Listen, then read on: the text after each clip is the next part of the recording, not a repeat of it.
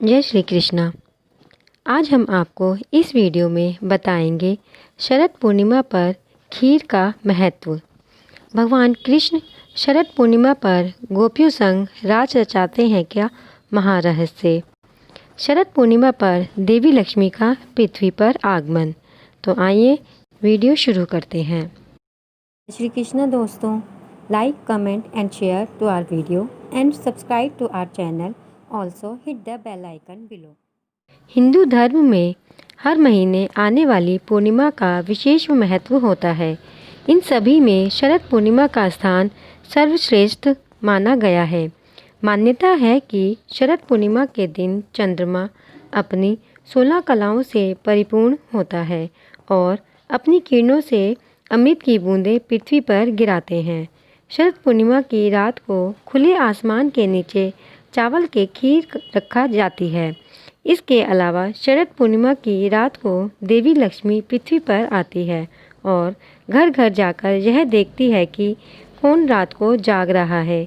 इस कारण इसे कोजागरी पूर्णिमा भी कहते हैं। कोजागरी का अर्थ होता है कि कौन कौन जाग रहा है। शरद पूर्णिमा को अश्विनी पूर्णिमा भी कहते हैं। शास्त्रों के अनुसार शरद पूर्णिमा की तिथि पर चंद्रमा पृथ्वी के सबसे नज़दीक रहता है और रात को चंद्रमा की किरणों में औषधीय गुण की मात्रा सबसे ज़्यादा होती है, जो मनुष्य को तरह तरह की बीमारियों से छुटकारा पाने में मदद होती है। चंद्रमा की किरणों में औषधीय गुण होने के कारण शरद पूर्णिमा की रात को खीर बनाकर उसे खुले आसमान के नीचे रखा जाता है। रात भर खीर में चंद्रमा की किरणें पड़ने के कारण खीर में चंद्रमा के औषधीय गुण आ जाते हैं। फिर अगले दिन खीर खाने से सेहत पर सकारात्मक प्रभाव पड़ता है। भगवान कृष्ण शरद पूर्णिमा पर गोपियों संग रास रचाते हैं। ऐसी मान्यता है कि भगवान कृष्ण शरद पूर्णिमा की तिथि पर ही वृंदावन में सभी गोपियों संग महारास रचाया था। इस वजह से भी शरद पूर्णिमा का विशेष महत्व है। शरद पूर्णिमा के दिन मथुरा और वृंदावन सहित देश के कई कृष्ण मंदिरों में विशेष आयोजन किए जाते हैं। शरद पूर्णिमा पर देवी लक्ष्मी का पृथ्वी पर आगमन। मान्यता है कि शरद पूर्णिमा की तिथि पर देवी लक्ष्मी पृथ्वी पर भ्रमण करने आती हैं और घर घर जाकर भक्तों को आशीर्वाद देती हैं। शरद पूर्णिमा की तिथि पर माता लक्ष्मी की विशेष पूजा का आयोजन किया जाता है। शरद पूर्णिमा पर रात भर जागकर माता की स्तुति की जाती है। शरद पूर्णिमा पर माता लक्ष्मी को प्रसन्न करने के लिए कई तरह के उपाय किए जाते हैं, जिसमें देवी लक्ष्मी का प्रिय भोग और वस्तुएं अर्पित करते हैं। शरद पूर्णिमा पर देवी लक्ष्मी को प्रसन्न करने के लिए कमल गट्टे की माला से इस मंत्र का जाप करना चाहिए। मंत्र ओम श्री ह्रीं श्रीं कमले कमलाय प्रसिद्ध प्रसिद्ध श्री ह्रीं श्रीं ओम महालक्ष्मये नमः। शास्त्रों में इसे काजोगार व्रत यानी कौन जाग रहा है व्रत भी कहते हैं। इस दिन की लक्ष्मी पूजा सभी कर्जों से मुक्ति दिलाती है, इसलिए इसे कर्ज मुक्ति पूर्णिमा भी कहते हैं।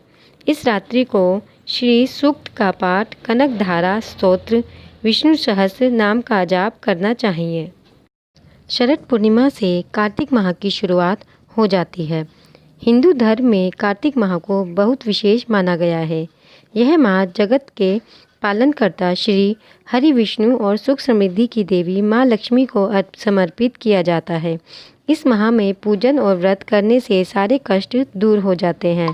कार्तिक माह में ब्रह्म मुहूर्त में स्नान करने से पृथ्वी पर सभी तीर्थ करने के समान पुण्य की प्राप्ति होती है। जानते हैं इस माह को मोक्ष का द्वार क्यों कहा जाता है और इसका क्या महत्व है। कार्तिक मास को त्योहारों का मास भी कहा जाता है। इस माह में कई मुख्य त्यौहार पड़ते हैं, इसलिए एक तरह से देखा जाए तो इसे त्योहारों का माह भी कहा जा सकता है। कार्तिक माह आरंभ होने के पश्चात क्रमशः करवा चौथ, धनतेरस, रूप चौदस, दीपावली, गोवर्धन पूजा, भैया दूज, देवउठनी एकादशी पर्व मनाए जाते हैं। कार्तिक माह की एकादशी का भी बहुत महत्व माना जाता है। इसे देवउठानी एकादशी कहा जाता है। इस एकादशी के बाद शुभ कार्यों जैसे विवाह, गृह प्रवेश आदि की शुरुआत हो जाती है। कार्तिक माह का समापन गुरु पूर्णिमा पर होता है।